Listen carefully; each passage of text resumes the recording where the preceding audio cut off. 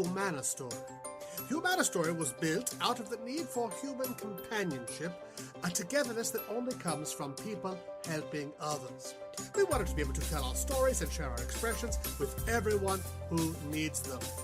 By us telling our stories, we're able to share that moment that forever changed who we are.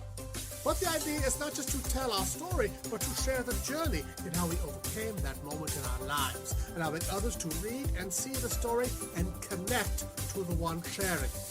Most people want to tell the horrid things, but fail to share the accomplishments. At Humanastory, we are not those people. We are strong, the winners. We are the achievers. We believe that sharing our experiences will help someone out there in the same situation and allow them to connect with others that have already conquered their struggle. We give the resource within our stories to help those who otherwise would fall. The help to stand up and face what is in front of them without fear or doubt. We believe everyone has the ability to succeed in life. If you are alive on this little rock hurtling through the endless void we call the universe, you are a Humanastory. How much of one is up to you.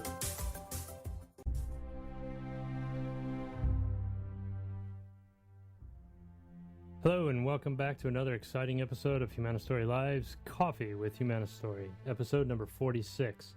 I am joined by Sparky the Wonder Hamster and Mighty Mouse. If you'd like to join in on the conversation as well, simply log into our current Humanastory Live thread and give us your best shot. If they're good, I'll read them on the air, and if they're bad, the hamster and mouse will be more than happy to read them on the air. Coffee with Humanastory is the unscripted show whose theme is created by members, for members, and involves Humanastory community members from around the world. Who knows who will be next? We have the poor unfortunate soul, Mr. Mark Sargent, joining us today. And if you can't find the show, you're probably using a woofle bat somewhere in the Serengeti, off-grid. But more importantly, the more you weigh, the harder you are to kidnap, so eat more banana chips. Today there will be no calls, so you're just going to have to listen. And we're going to go ahead and dive right on in.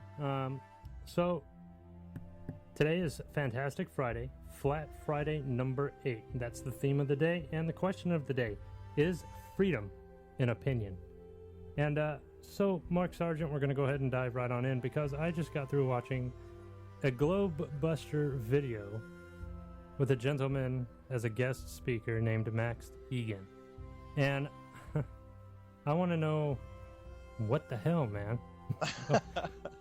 Okay, right, so let me preface this as is. I'm not gonna bash him too badly, and I'm not in any way or incapacity calling him a shill or a psychological operations agent or anything like that.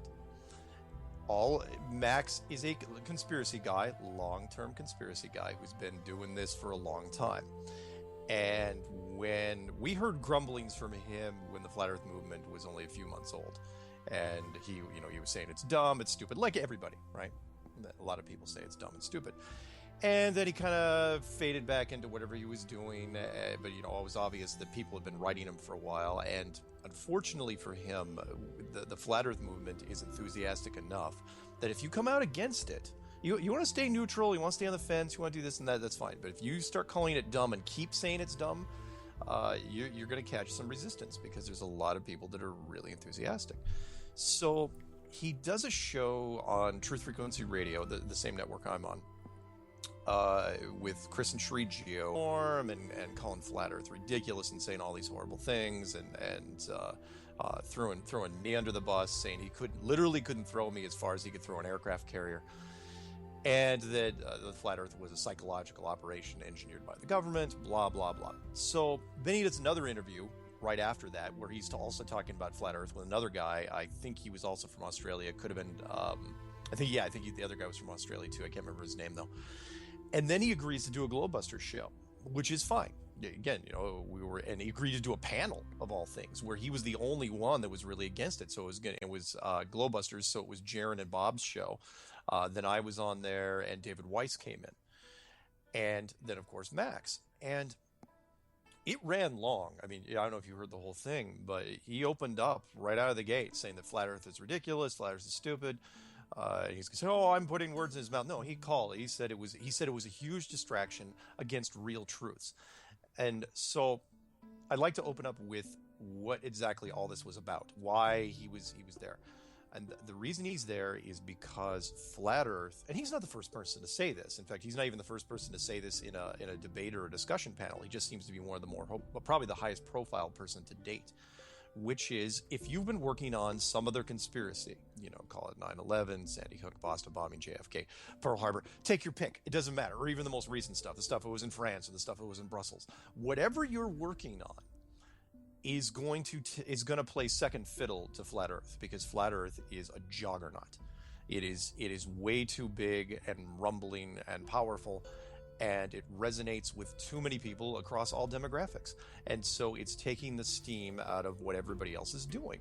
And he's been working on the atrocities that are happening in the Middle East for the last, 8 years. And all of a sudden, within the last 12 months, everyone's paying attention to this.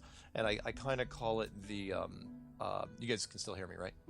Yeah, we hear you fine. Yeah, you're good. Yeah, okay. we can hear you.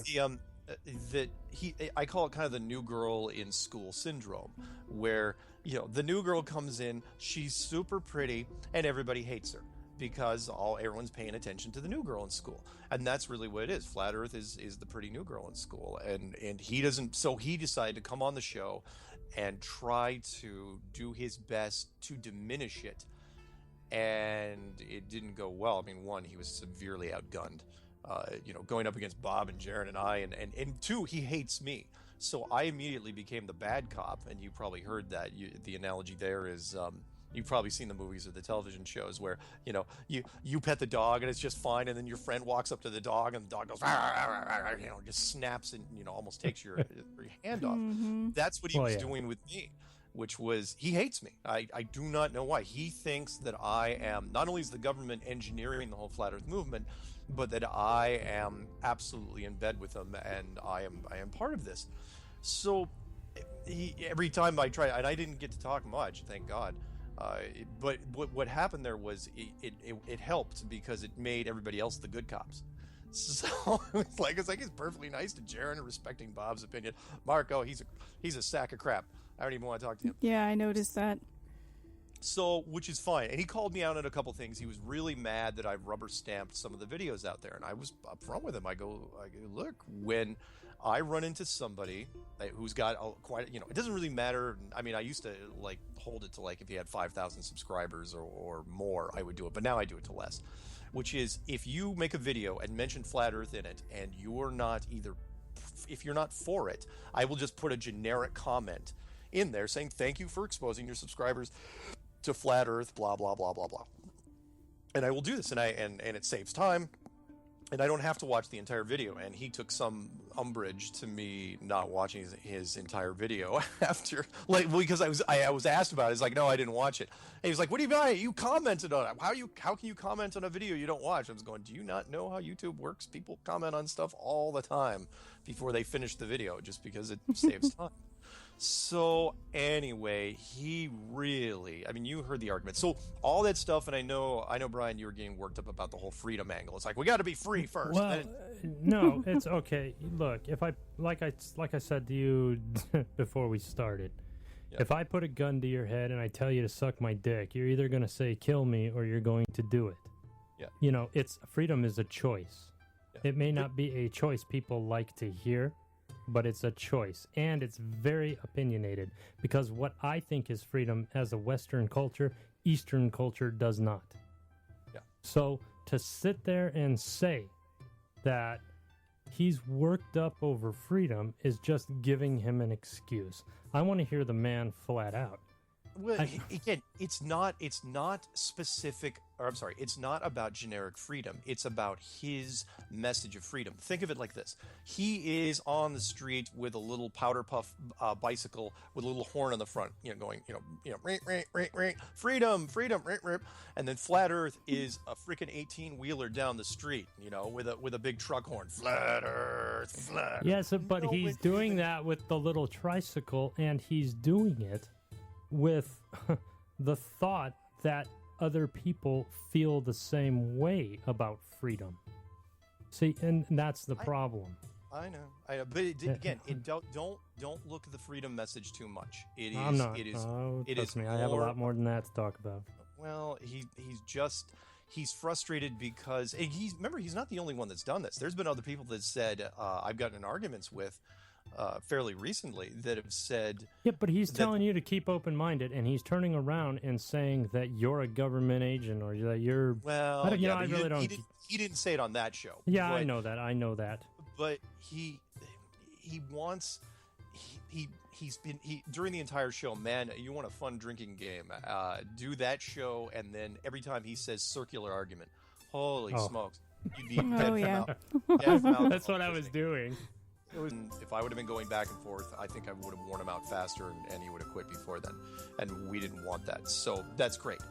It worked out better, and Igan didn't get a chance to talk much, but that's fine because Jaron and Bob and David did a masterful job.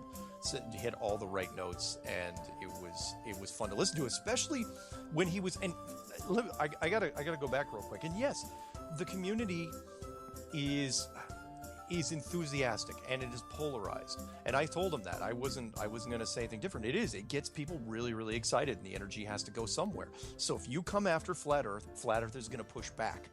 And I don't think he's seen that with any other conspiracy. I've never seen that with any other conspiracy. So he for the first time ever, he's getting real hate mail, and people are coming after him. And he doesn't get it. It's like, all I did was say Flat Earth was stupid. And it's like, unwashed heathen, I shall smite thee.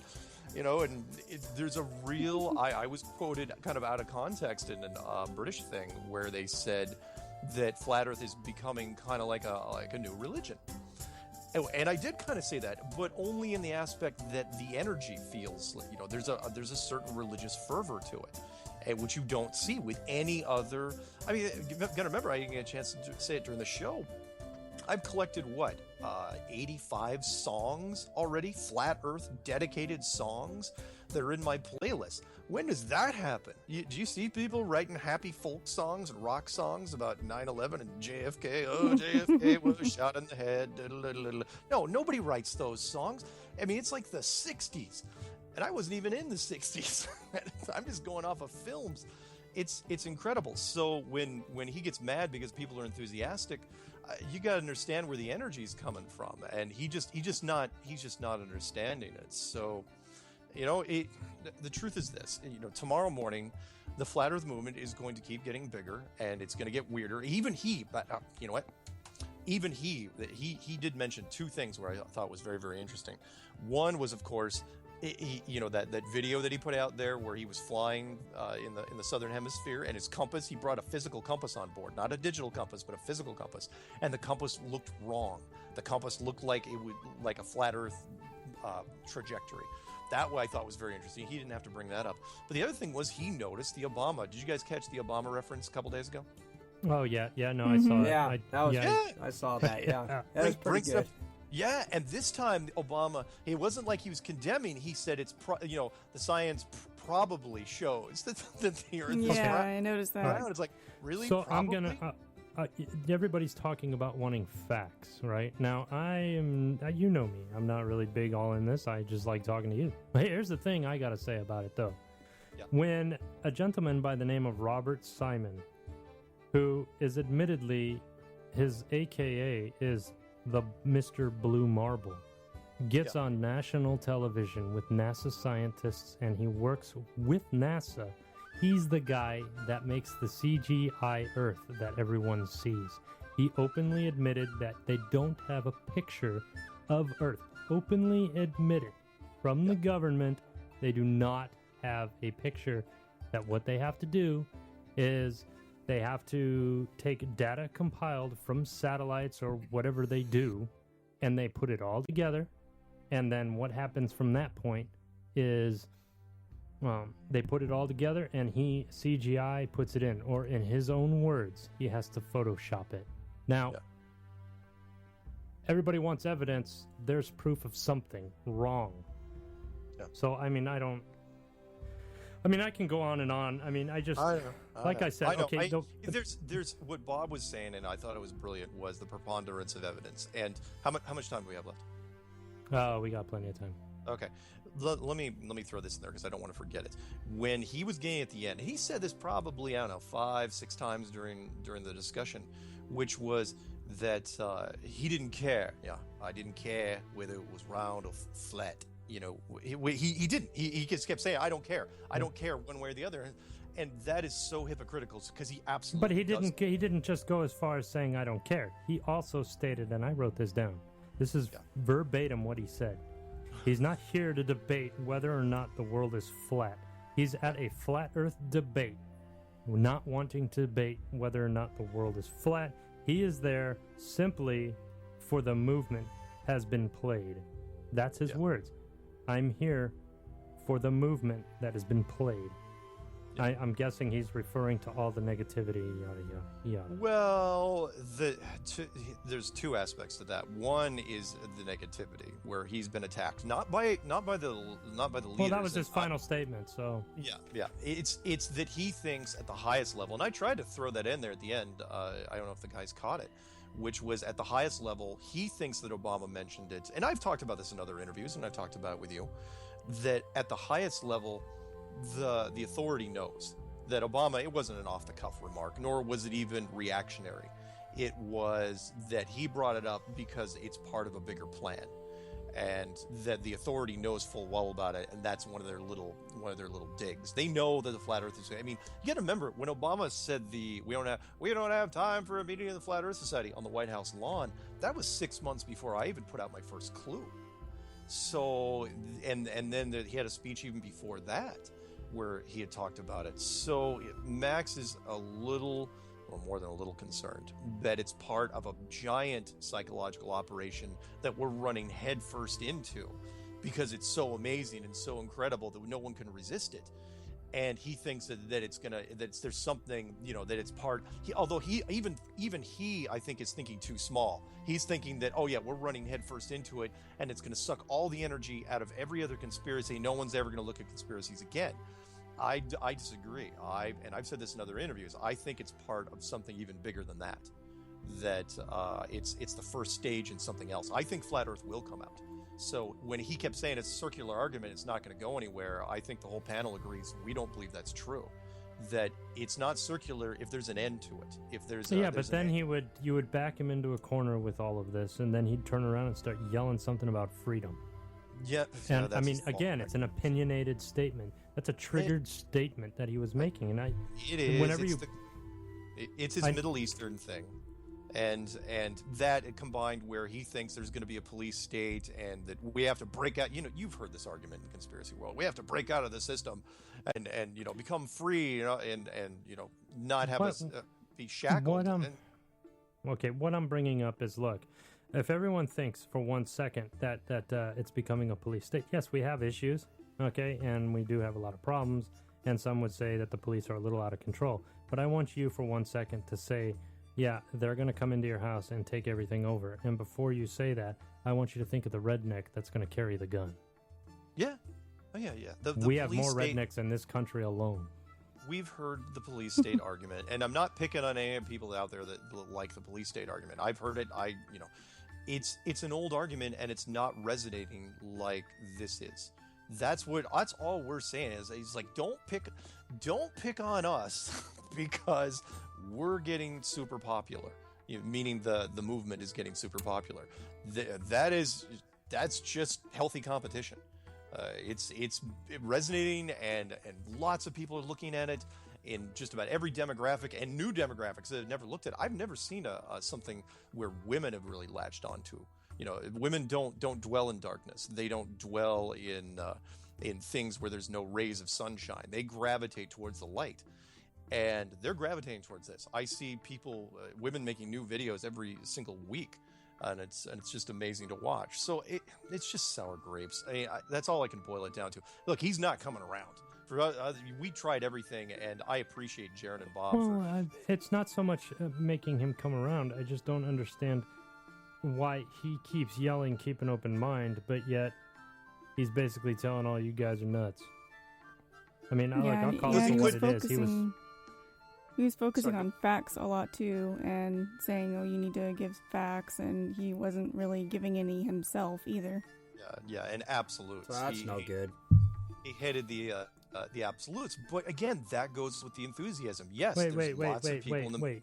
He hated the absolutes, and I quote, "He's not here to debate whether or not this world is flat. He's not qualified to give any of those answers." Yeah,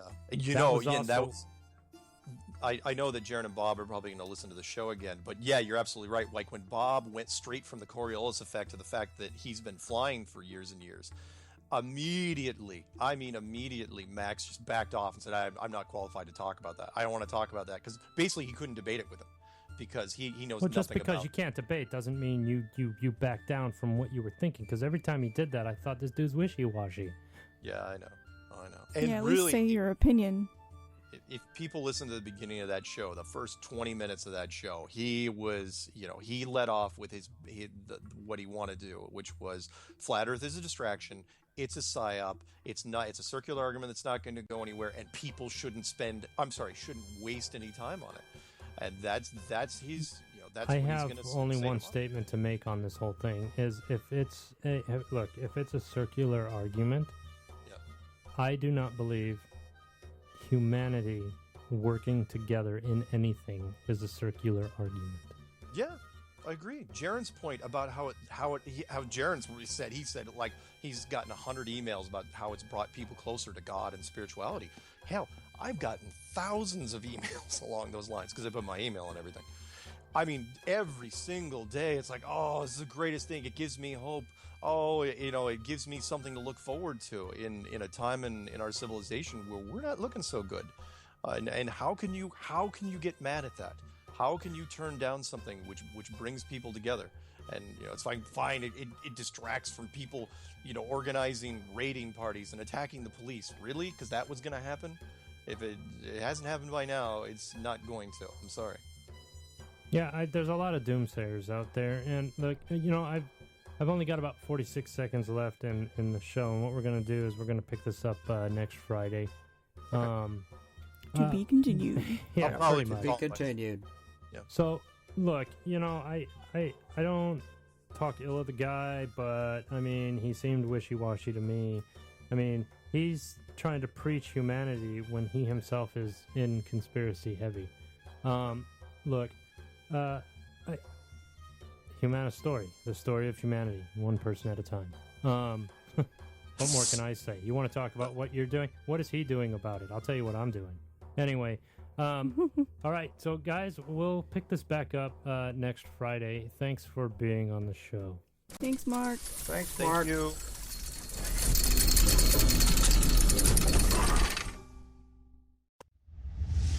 Humanastory thanks you for listening and your activity within our community. We hope to grow a little each day with the lives of ordinary people doing extraordinary things in life-changing